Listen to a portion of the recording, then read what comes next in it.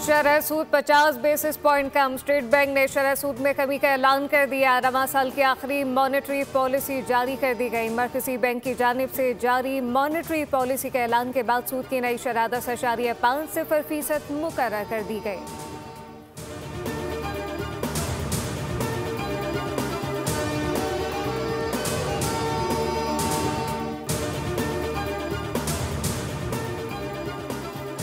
वज़ीर आज़म की बिजली की तरसीलकार और पैदावारी कंपनियों की निष्कारी का अमल तेज करने की हिदायत। कहा कि डिस्कोस और जिनकोस की निष्कारी से बिजली की मुसाबकती मार्केट बनेगी। वज़ीर आज़म की ज़ेर सदारत बिजली के शोबे में इस्लाहत का जायजा इजलास हुआ। पावर सेक्टर रोड मैप पर पेशरफ से आगाह किया गया। शहबाज शरीफ ने कहा कि बिजली की मुसाबकती मार्केट की तश्कील ही तवानाई के मसाइल का पायदार हल है। निज़ाम को जदीद दौर से हम आहंग करने के लिए बैटरी एनर्जी स्टोरेज सिस्टम ज़रूरी है, जबकि पब्लिक प्राइवेट पार्टनरशिप और निजी शोबे को शामिल करने पर काम शुरू किया जाएगा।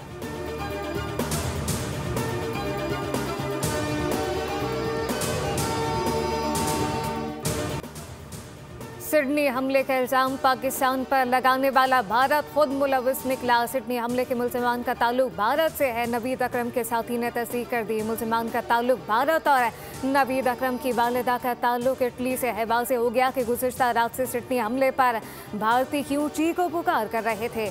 सिडनी वाक़े पर भारतीयों की परेशानी और झूठ सब पर आया हो गया। ऑस्ट्रेलिया के शहर सिडनी के साहिल पर बाप बेटे ने फायरिंग करके 15 अफराद को हलाक और 40 को जख्मी किया था। पुलिस के मुताबिक जवाबी कार्रवाई में एक हमलावर मारा गया।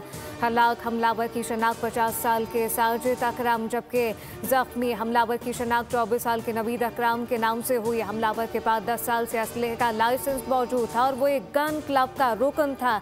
ऑस्ट्रेलियाई हुकूमत का आज यौम शोक का ऐलान। सरकारी इमारतों पर कौमी परचम सरनगू।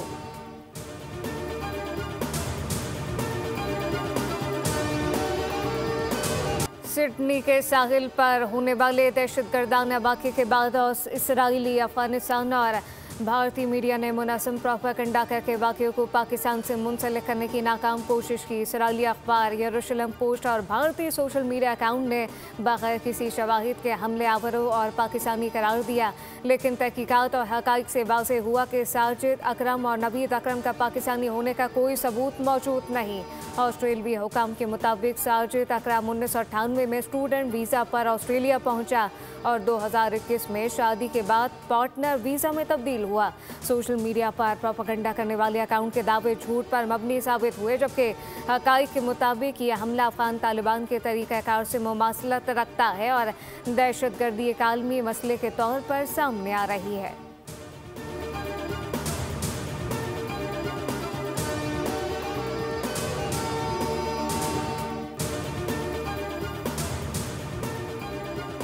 ऑस्ट्रेलिया में दहशतगर्दी हमलावर को वहां मौजूद शहरी ने जान पर खेलकर बहादुरी से पकड़ा। असलहा छीन कर कई जिंदगियां बचाई। ऑस्ट्रेलियाई मीडिया के मुताबिक बहादुर शहरी की शनाख्त 43 साला अहमद अल अहमद के नाम से हुई, जो सिडनी में दुकान पर फल फरोख्त करते हैं। हमलावर को पकड़ने के दौरान शहरी को बाजू पर 2 गोलियां लगीं। हालत खतरे से बाहर।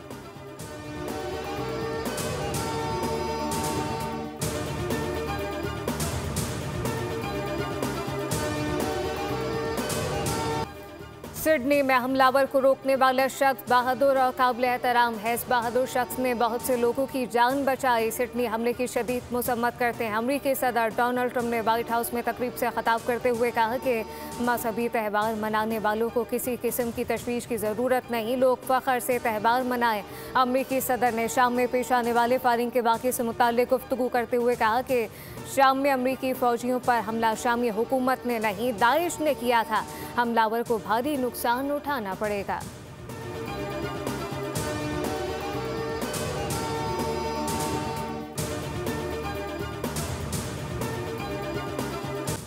मार के हक में प्रतनाक शिकस्त के बाद भारतीय फौज आलमी मंजरनामे पर मजाक बन कर रह गई। आलमी उफ़क़ पर फील्ड मार्शल की पसीराई, बढ़ती हुई मकबूलियत और पाकिस्तान की नुमायां सिफारती कामयाबियों से भारतीय अस्करी क़यादत शदीद तसब्बुब का शिकार। हजीमत छुपाने और अपने आप को मकबूलियत दिलवाने के लिए भारतीय अस्करी क़यादत मीडिया में शोबदाबाजी और गैर संजीदा तर्ज़ अमल में मसरूफ़ है, जबकि भारतीय अस्करी क़यादत सियासी आकाओं को खुश करने के लिए हिंदू मजहबी रसूमात में मीडिया पर पेश नज़र आती है।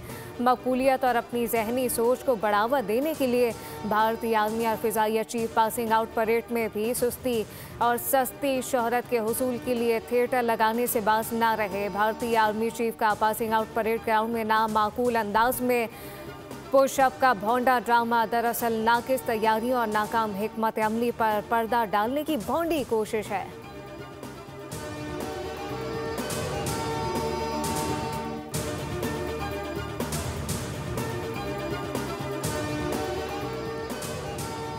ऑस्ट्रेलिया में दहशतगर्दी के वाक़े की शदीद अल्फाज में मज़म्मत करते हैं। हम अमली तौर पर दहशतगर्दी के खिलाफ जंग में पहली सफ़ में खड़े हैं। वज़ीर मुमलिकत बराए दाखिला तलाल चौधरी की न्यूज़ कॉन्फ्रेंस कहा कि हुकूमत आज़ादी इजहार राय पर यकीन रखती है। मुल्की खुदमुख्तारी पर कोई समझौता नहीं किया जाएगा। PTI सोशल मीडिया पर मुनज़्ज़म तरीके से मुल्की इदारों के खिलाफ मुहिम चला रही है। सोशल मीडिया अकाउंट बैरून मुल्क से चलाए जा रहे हैं। लोग सोशल मीडिया ट्रेंड बनाकर पैसे वसूल करते हैं। दहशतगर्द तंजीमें सोशल मीडिया का इस्तेमाल कर रही हैं।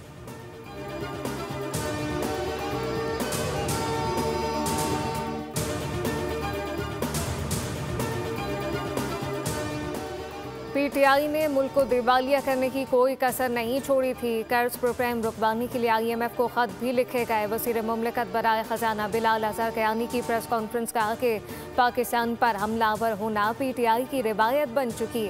बानी PTI ने SHO का किरदार अदा किया। नून लीग की तमाम क़यादत को इंतकाम का निशाना बनाया गया। अफवाज पाकिस्तान के खिलाफ बयानिया चलाया। अफवाज के खिलाफ वो ज़बान इस्तेमाल की जा रही है जो दुश्मन करता है।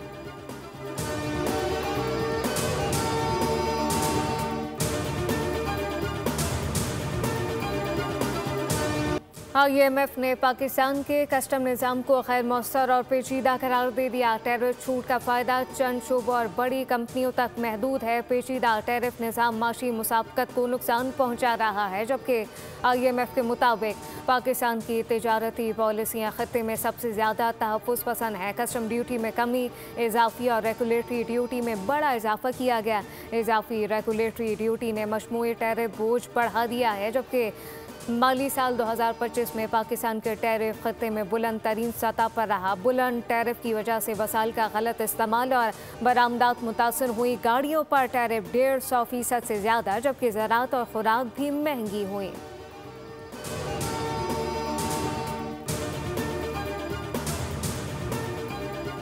हुकूमती कर्जों में 12,169 अरब रुपए का रिकॉर्ड इजाफा। वफाकी हुकूमत की जानिब से पहले 20 महीनों में लिए जाने वाले कर्ज की तफसीलात सामने आ गई। स्टेट बैंक ऑफ पाकिस्तान की दस्तावेज़ात के मुताबिक मार्च 2024 से अक्टूबर 2025 के दौरान वफाकी हुकूमत के मुकामी कर्जे में 11,300 अरब रुपए और वफाकी हुकूमत के बैरूनी कर्जे में 869 अरब रुपए का इजाफा हुआ। हुकूमती कर्ज अक्टूबर 2025 तक बढ़कर 76,979 अरब रुपए हुआ, जबकि फरवरी 2024 तक वफाकी हुकूमत के कर्जे 64,810 अरब रुपए थे।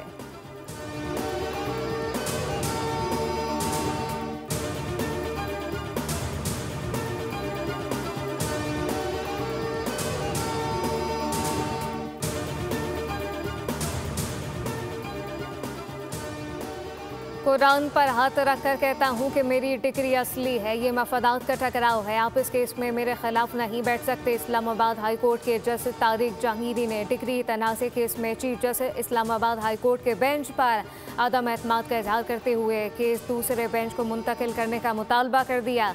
जस्टिस तारिक महमूद जहांगीरी ने कहा कि मुझे जुमेरात को नोटिस मिला। कानून तो ये है, सारा रिकॉर्ड मिलना चाहिए। मुझे केस का रिकॉर्ड चाहिए। मुझे आप पर एतराज़ है। आपने मुझे अदालती काम से भी रोक दिया, जो अदालती तारीख में पहले कभी नहीं हुआ। इस तरह तो किसी चपड़ासी को भी काम से नहीं रोका जाता। Chief justice Islamabad high court ने रिमार्क्स दिए, इंसाफ आपको वैसे ही मिलेगा जैसे किसी और को मिलता है। इस्लामाबाद हाई कोर्ट ने कराची यूनिवर्सिटी के रजिस्ट्रार को रिकॉर्ड समेत तलब करते हुए जस्टिस तारिक जहांगीरी को पटिशन और तमाम मुतल्लिका दस्तावेज़ात फराहम करने की हिदायत करते हुए केस की समाअत 18 दिसंबर तक के लिए मुलतवी कर दी।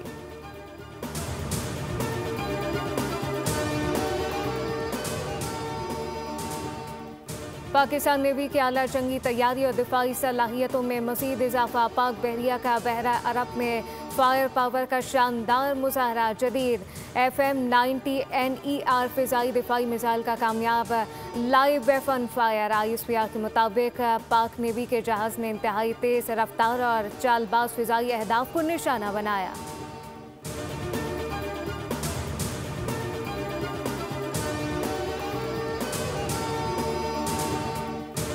सरकारी खजाना अवाम की अमानत है, करप्शन का बोझ नहीं उठा सकती। महकमों में होने वाली करप्शन और करप्ट अनासर के गिर्द घेरा मज़ीद सख्त कर दिया।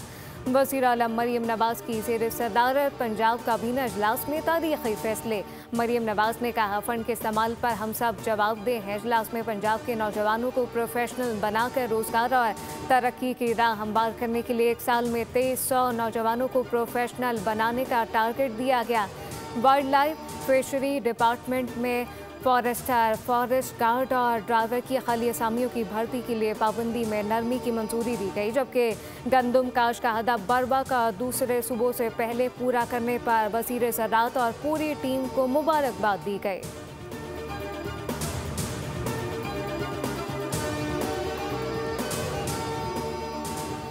आपको माशी बहरान से IMF नहीं कराची निकाल सकता है। कराची आज रहने के लिए बदतरीन जगह है। कराची दूध देने वाली गाय है से चारा तो खिलाओ। पाकिस्तान की 50% से ज़्यादा बरामदात कराची से होती हैं। वफाकी वज़ीर सेहत मुस्तफ़ा कमाल के कराची में तकरीब से ख़ताब कहा कि मेरे दौर में कराची दुनिया के तेज़ तरक्की करने वाले शहरों में सर फहरिस्त था। मैं वजारत को जूते की नोक पर रखता हूँ। दुश्मन भी मुझ पर माल बनाने का इल्ज़ाम नहीं लगा सकता। जब वजारत संभाली तो बहुत से चैलेंजेस का सामना था। आवाम की खदमत हमारी अव्वलीन तरजीह है।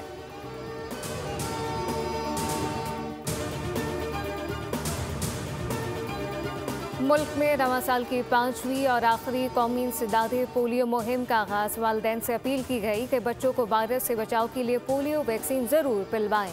कराची में वज़ीर आला सिंध मुराद अली शाह ने इंसदादे पोलियो मुहिम का इफ्तिताह किया। मीडिया से गुफ्तगू में इंसदादे पोलियो मुहिम के लिए 80,000 से ज़ायद फ्रंट लाइन वर्कर तैनात किए। पोलियो का खात्मा हुकूमत के अव्वलीन तरजीहात में शामिल है। सिंध में पोलियो वायरस की बरवक्त निशानदही के लिए मजबूत निगरानी का निज़ाम मौजूद है। हालिया साल सूबे के 6 अजला में पोलियो केसेस रिपोर्ट हुए। फ्रंट लाइन पोलियो वर्कर कौम के हीरो हैं। पोलियो के खात्मे के लिए मीडिया का किरदार इंतहाई अहम है।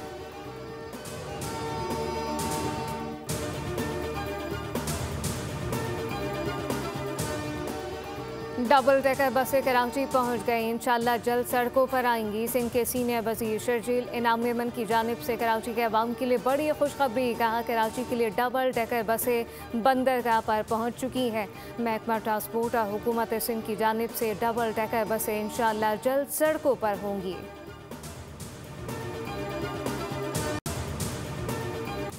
पाकिस्तान सुपर लीग का न्यूयॉर्क में रोड शो। PSL ट्रॉफी को खुसूसी बस के जरिए टाइम्स स्क्वायर लाया गया। शदीद सर्दी के बावजूद ट्रॉफी की तकरीब रोनुमाई में शायकीन की बड़ी तादाद पहुंची। चेयरमैन PCB मोहसिन नकवी, शान मसूद, सलमान अली आगा और दीगर कौमी क्रिकेटर तकरीब में शरीक हुए। फैंस ने ट्रॉफी और खिलाड़ियों के साथ तस्वीर बनवाई।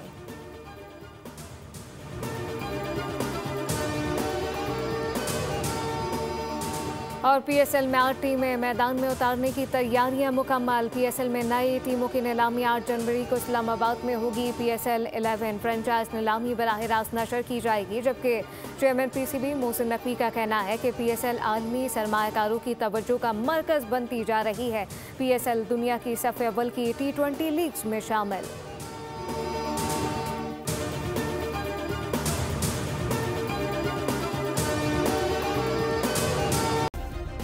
सब्सक्राइब करें और बेल दबाएं ताकि कोई खबर रह न जाए।